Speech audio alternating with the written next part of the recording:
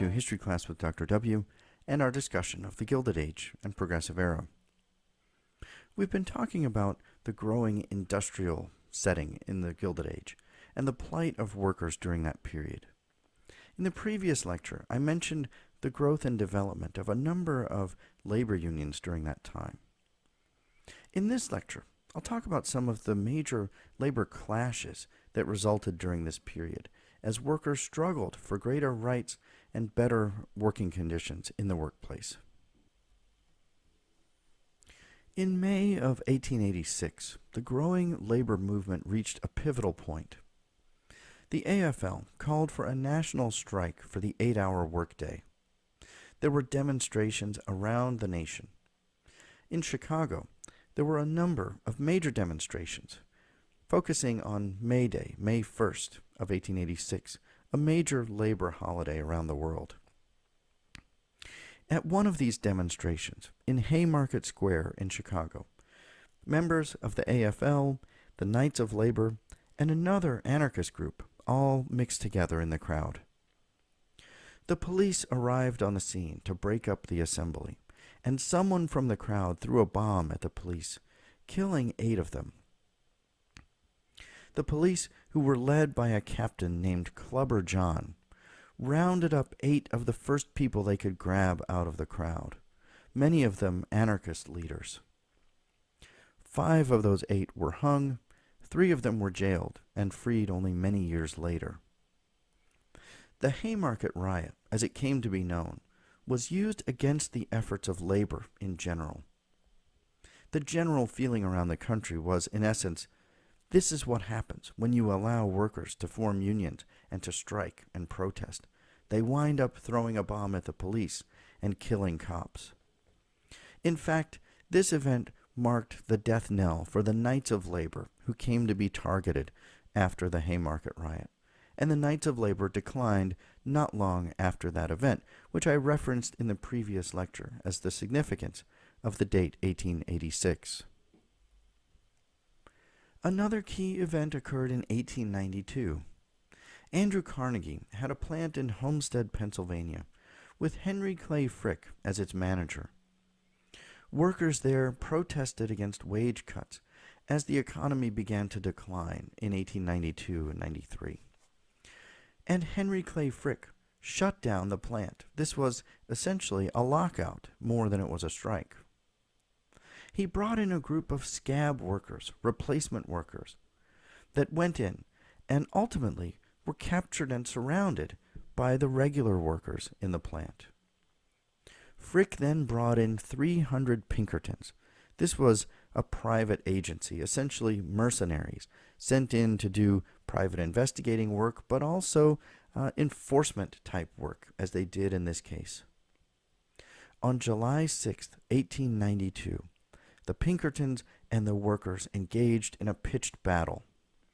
The governor of Pennsylvania ultimately sent a small army of 8,000 troops to break the strike, which he ultimately did. But on this day, here are workers and management waging war over pay and working conditions. One newspaper called it the most unfortunate day in the history of organized labor in the United States. Public opinion initially was lined up against Henry Clay Frick, until not long after this episode, a worker broke into his office and shot Frick at his desk. Frick managed somehow to fend off his attacker and pinned him down until the authorities could arrive. And he managed to become something of a hero after that incident. And so once again, we see in this episode working against organized labor in general, as people around the country observed the violence that occurred and the attack against Frick, and many turned against organized labor because of episodes like this. Another important example from this era was the Pullman Strike, which happened 2 years after the Homestead Strike. In 1893, the country suffered another terrible depression, and workers everywhere were in dire straits. Near Chicago, the Pullman Car Company, who made railroad cars, maintained a company town called Pullman.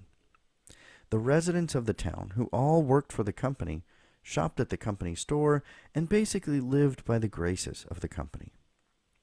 In the midst of this depression, the Pullman Company cut wages without lowering the prices at the company store or lowering rent for the company homes. Desperate, the Pullman workers walked out on strike in the spring of 1894. The strike grew to become a general strike, organized by an important labor leader named Eugene V. Debs, who later ran for president 4 times. And in this strike, workers across the country refused to handle Pullman cars, effectively shutting down the railroad industry for a time. The President of the United States at that time, Grover Cleveland, ordered in federal troops to crush the strike. The battle continued for a number of weeks, but ultimately the strike broke down. And here is one artist's rendering of the Pullman strike and the workers out on strike and the federal troops being brought in.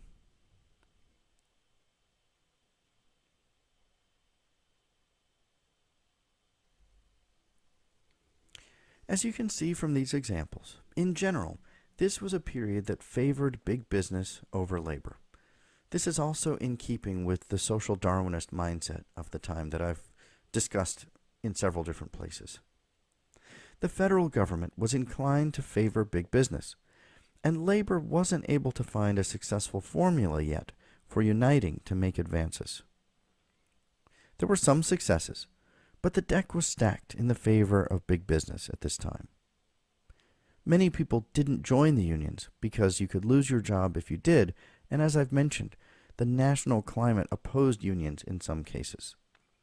They also saw things like Homestead and Haymarket and realized that unions at this time didn't succeed very much, and you might just wind up dead for joining them. Part of the problem lay with the ethnic diversity among workers. The Knights of Labor struggled to win widespread favor because it welcomed African Americans. Other unions denied membership to Chinese who might have helped their cause. And ethnic differences of many varieties weakened what could have become a powerful force. One Irish woman put it well in saying, "There should be a law to give a job to every decent man that's out of work, and another law to keep all them Italians from coming in and taking the bread out of the mouths of honest people." In the next lecture, the last one in this series, I'll talk about organization on one other front, the West.